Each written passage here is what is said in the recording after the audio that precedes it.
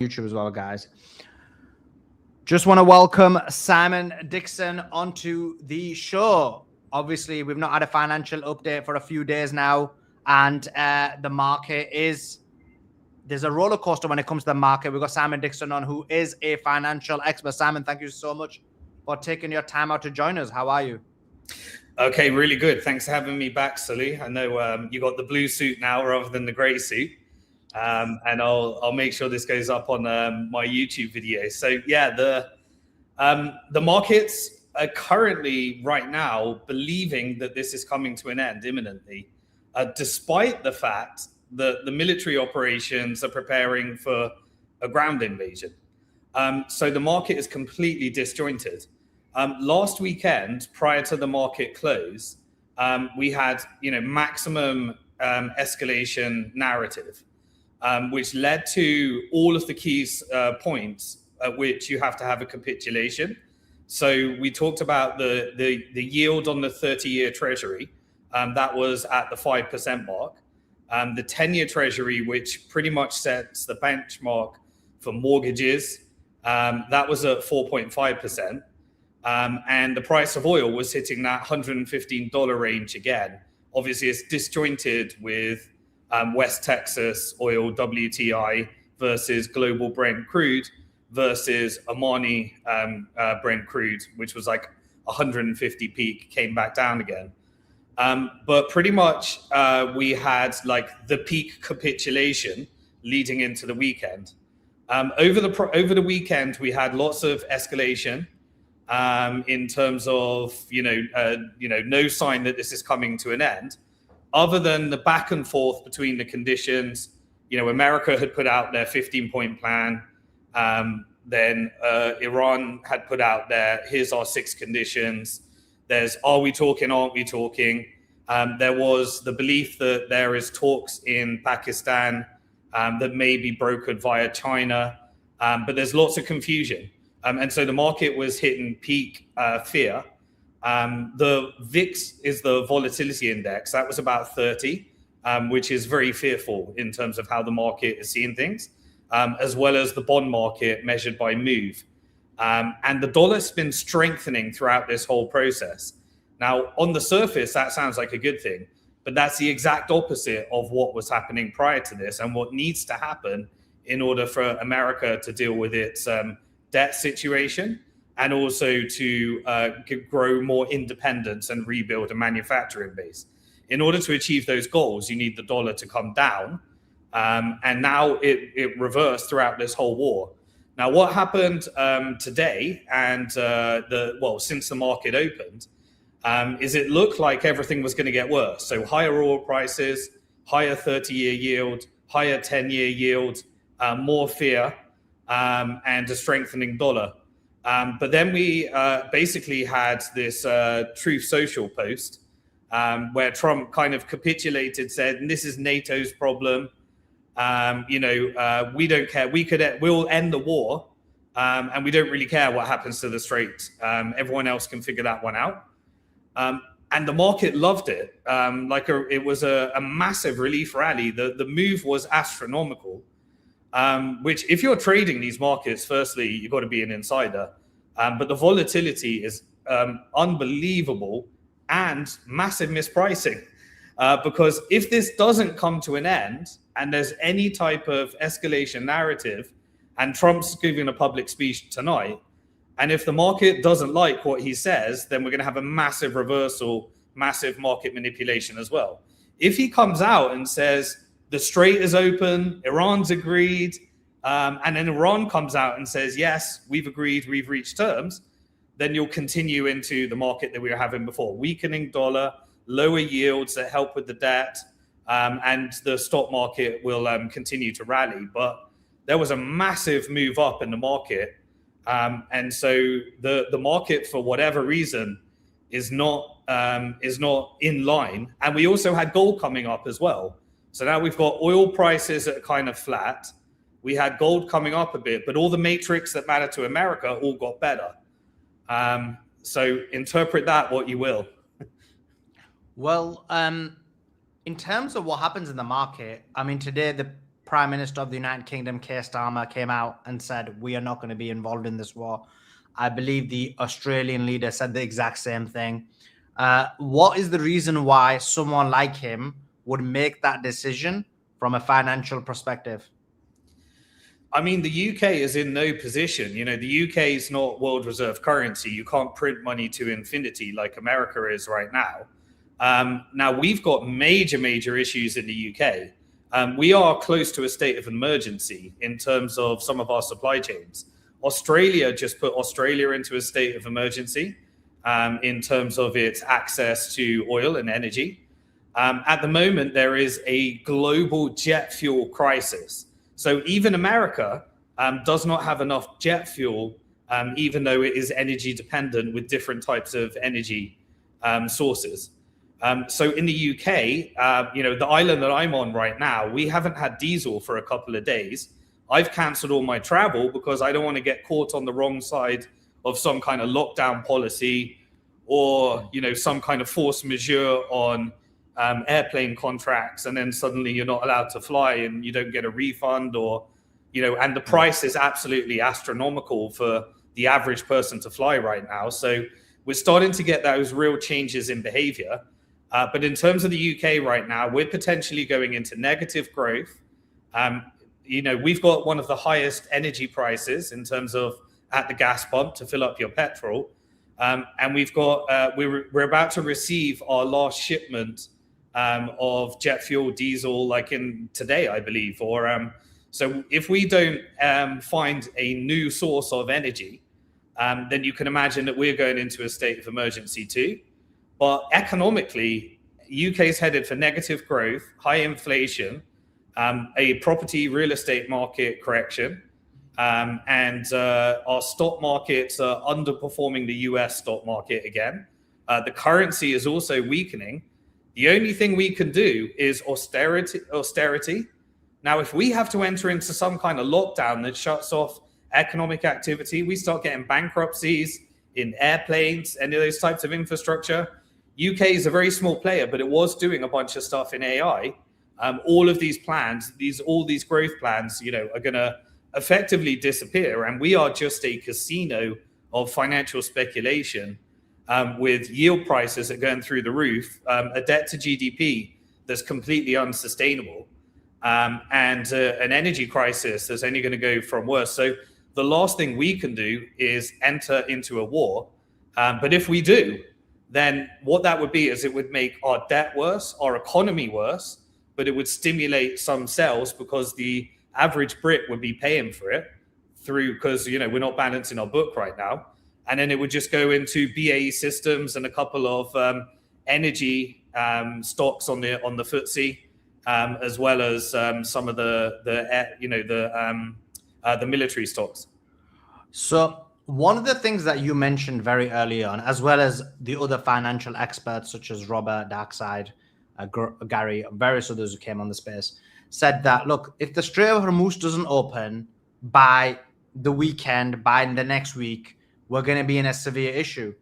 And yet, 33 days in, the Strait is still closed. And the only thing that's kept oil prices down and kept the financial stock market from capitulating is Trump's words.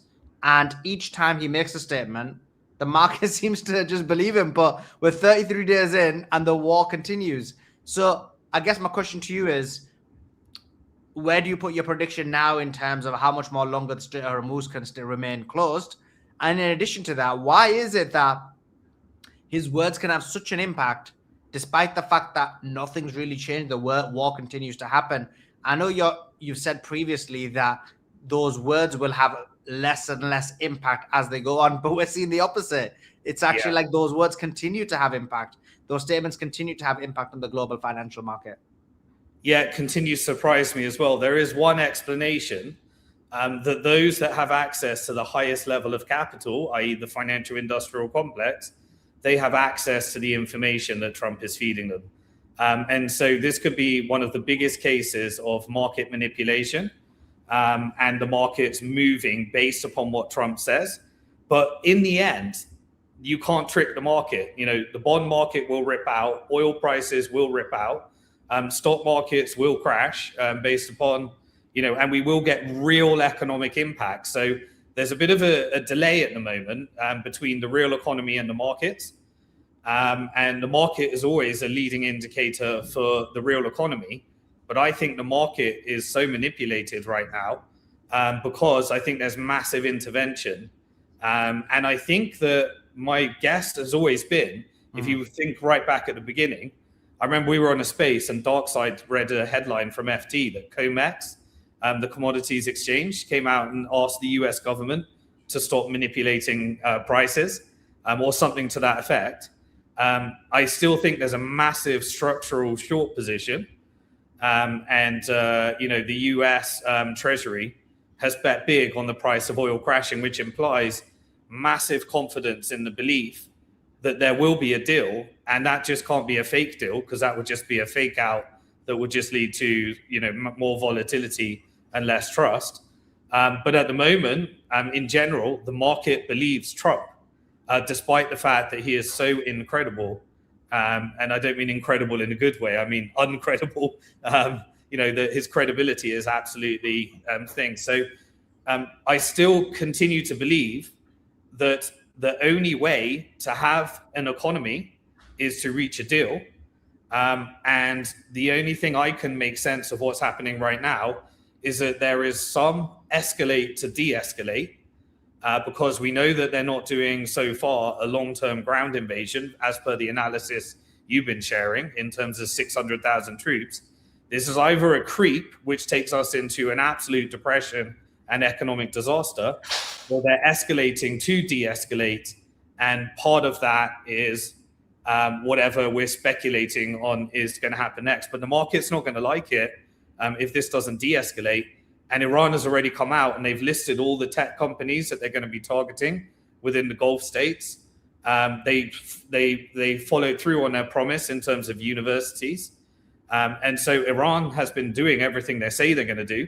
And the next step is to hit a bunch of technology companies in the Gulf states. Which they've already done. Last night they did bomb Google. It was, I believe it's Bahrain, or was it Kuwait? I think it was Bahrain's largest telecommunication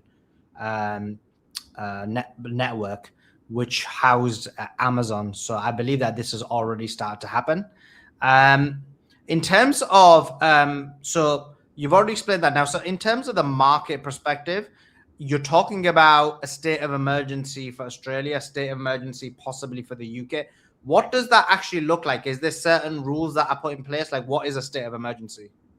Yeah, it's a creep towards a lockdown. Basically, everyone needs to change their behavior. They need to consume less energy. They need to work from home.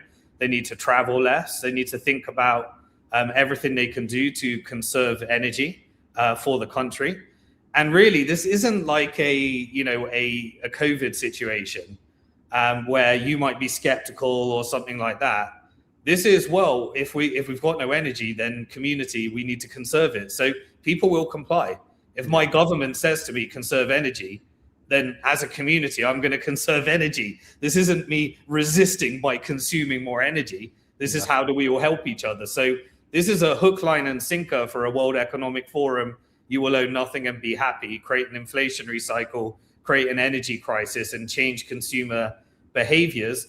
And if this goes on for longer and longer and longer, you can imagine that they'll start rolling out carbon credits and all sorts of the more Orwellian technology. If this goes into a financial crisis in terms of banking, I'm pretty sure they'll roll out some stable coins and CBDCs as part of their next money printing and bailout activity.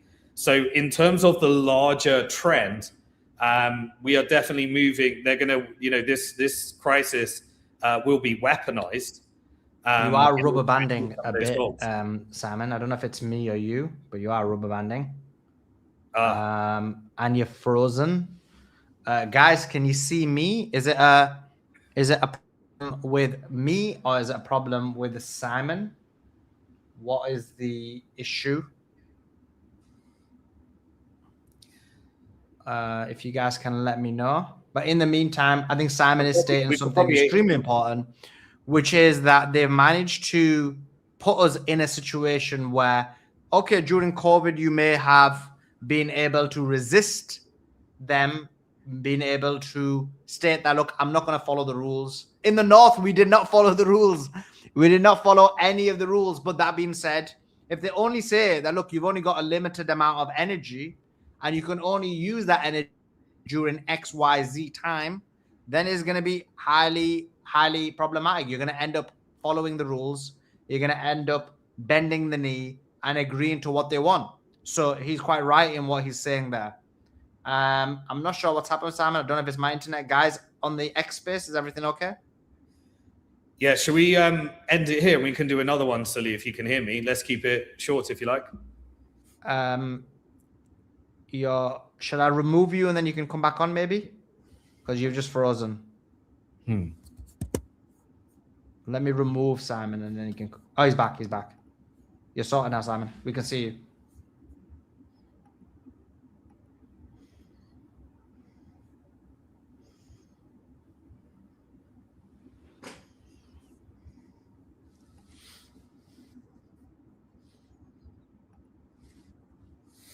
Can you see me, Sulaiman? Okay, Simon. Yeah, we can see you. Okay. Which version, though? I can hear audio from one and then... Should I remove the other one and add this one? Is that better, Simon?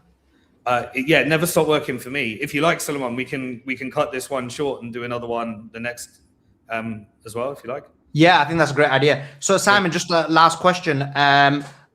Which way do you think the Trump speech is going to be if we do quick 30 seconds and then we'll wrap it up? Look, I'm expecting a deal, but I don't think we're there yet. I think we need some kind of massive escalation theater to get to a deal. So I don't think we're there. So maybe the market's going to be disappointed and this will be a big whiplash. Please don't trade based upon that because I got no real idea. This is, peak insider type of what do I know? But I think we're going to have if I were to bet one way or the other, I don't bet, but I think we're going to have something that the market's disappointed with and then some kind of whiplash. Yeah. Okay, Simon, people can find you on, and we will do this again tomorrow. I think I've got a lot more questions. I just need to figure out if this is happening from my side or yours. But Simon, people can find you on X, which is Simon Dixon Twit, which is, and you're on the X space, so people can follow you. And also your YouTube channel, which is Simon Dixon 21. I know you're blowing up on YouTube. Very important. You do live streams on every Friday, which is a good few hours to give you the market update throughout the week. So yeah, that's right, Simon? Yeah, absolutely. And to my my viewers as well, Sulaiman's by his name, Sulaiman Ahmed, on YouTube. I think he's having a bit of censorship, so he needs some support right now. I exclusively do most of my spaces with Sulaiman so that we don't fracture the community, and we try and, we've got a wide range of views, but we all share them together on one space. So if you're following me on X, you'll find me most days if we're getting massive censorship now, where even at the top of X, you can't even see our spaces anymore. Yeah. So just make sure that you click on my profile and you can find me on spaces, and it will normally be hosted by Sulaiman. Appreciate it. Thank you so much, Simon. Thank you so much for joining us. Appreciate it as always. A wealth of knowledge is Simon Dixon. So we'll see you back on the space, Simon. Thank you. Okay, thank you. Appreciate it.